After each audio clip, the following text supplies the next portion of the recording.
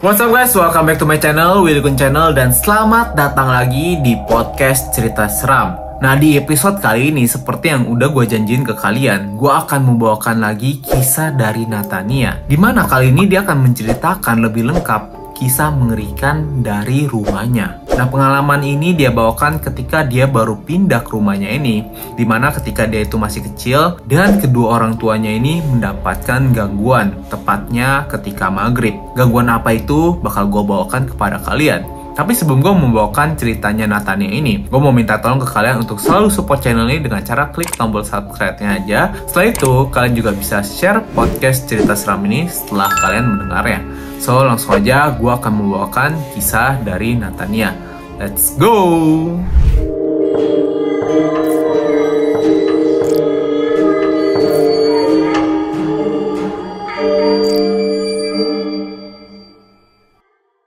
Nah, kisah part 2 dari Natania ini bermuncul dari sebuah pertanyaan lagi, apa pengalaman mistis yang pernah kamu alami?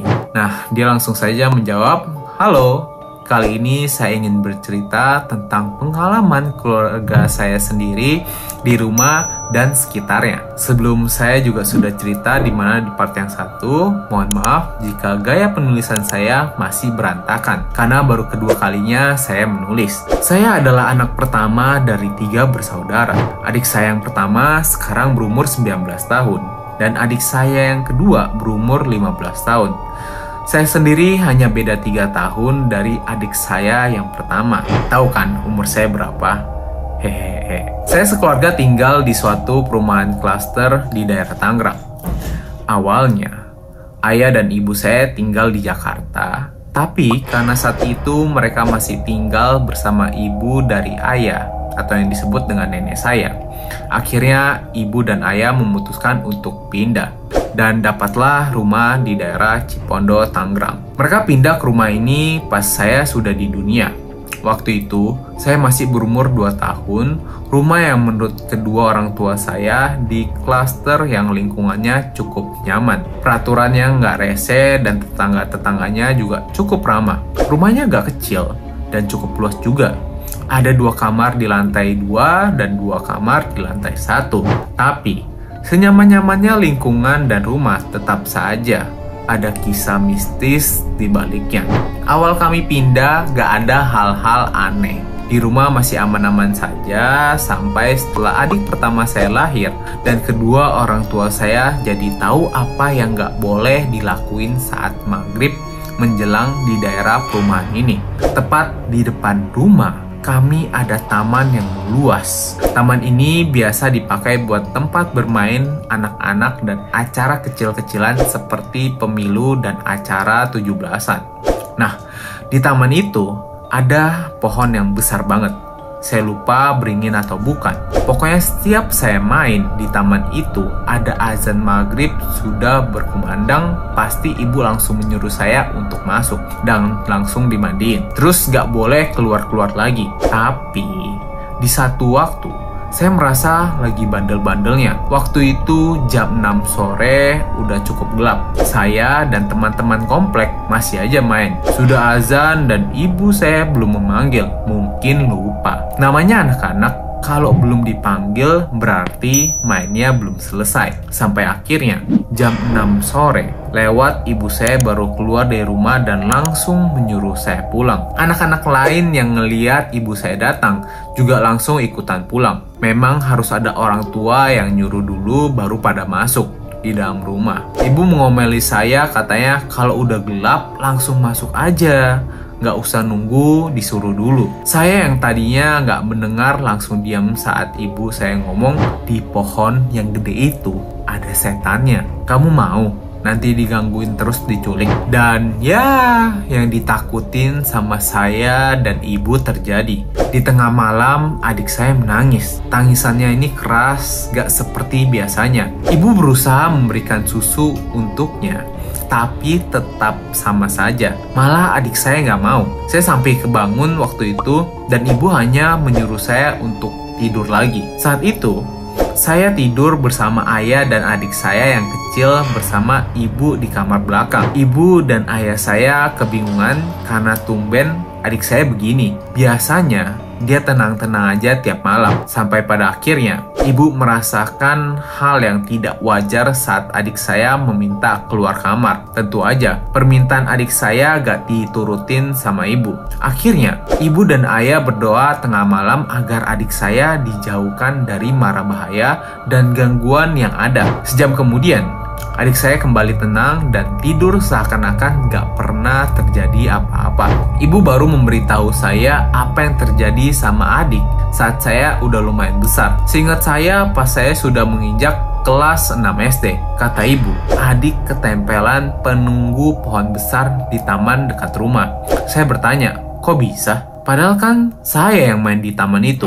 Ibu saya menjawab, awalnya nempel di kamu, tapi pas penunggunya ngeliat anak kecil, dia jadi pindah karena anak kecil lebih memikat.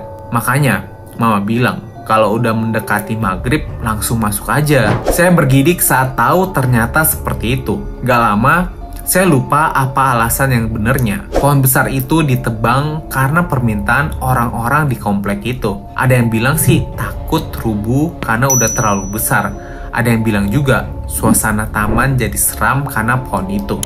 Kata ayah, pas proses penebangan gak ada kesulitan alias lancar-lancar aja. Tapi, si penunggu pohon pindah ke rumah kami. Iya, dia pindah berdiam di tempat jemuran di lantai atas. Bagaimana saya dan keluarga bisa tahu?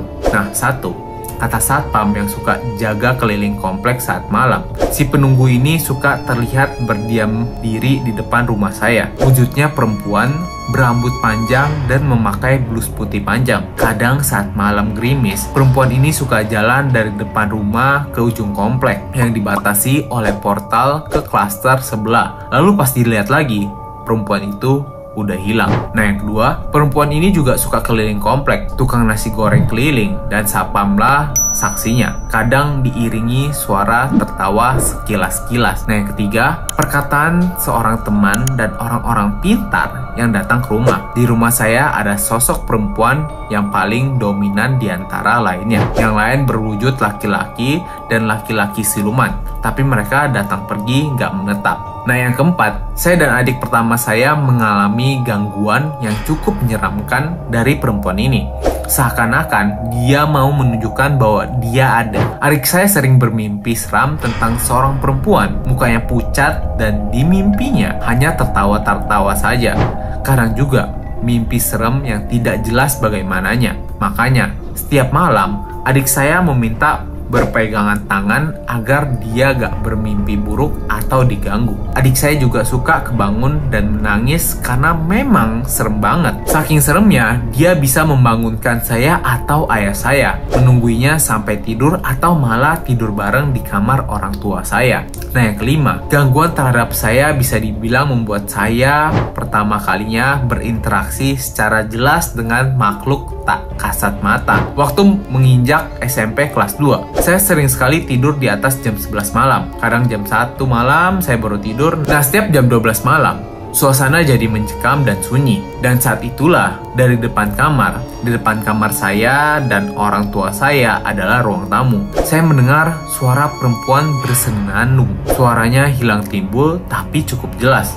Kadang di saat seperti ini, saya mau membangunkan adik saya, tapi kasihan juga. Jadi, saya urungkan. Nah, yang keenam, pernah juga saat saya lagi enak-enaknya tidur, tiba-tiba badan saya nggak bisa digerakin alias ketindihan. Walau begitu, penglihatan saya masih jelas. Saat saya melihat ke arah pintu kamar saya, dengan sangat jelas saya melihat wujud perempuan di situ. Rambutnya menutupi wajahnya, lalu bergerak menunduk.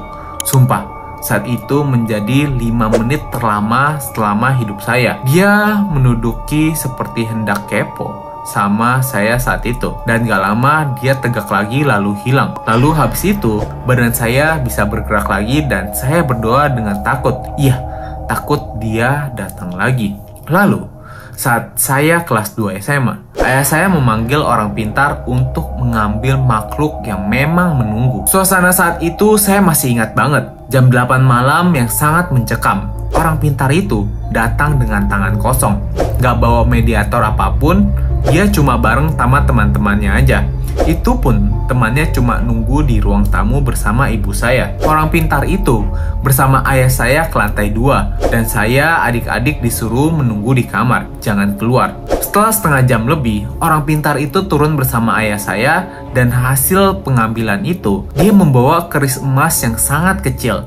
Ayah saya pernah mengambil fotonya dan saya melihatnya sendiri dan bilang di dalam keris itu terdapat sosok perempuan yang memang dominan. Selain dia, di lantai jemuran atas juga banyak wujud anak-anak kecil tapi mukanya tua. Dan katanya sih mereka nggak mengganggu.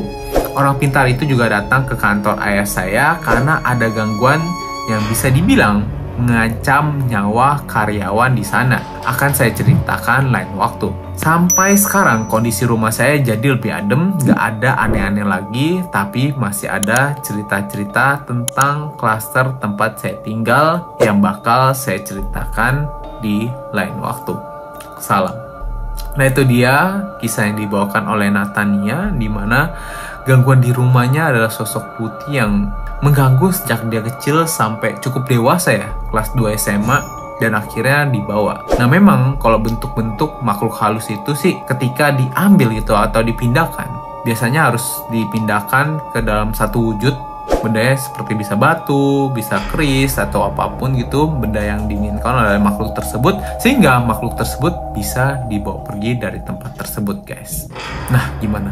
Kalian ada gak sih kisah atau pengalaman yang seperti ini? Kalau kalian ada pengalaman mistis yang mau kalian ceritakan, kalian bisa langsung aja DM di Instagram gue di Willikun, dan pastinya akan gue bawakan di podcast Cerita Seram ini. Nah itu dia podcast Cerita Seram episode kali ini yang telah diceritakan oleh Natania. See you guys in the next episode, dan terima kasih telah mendengarkan podcast Cerita Seram. Willikun, ciao, bye-bye.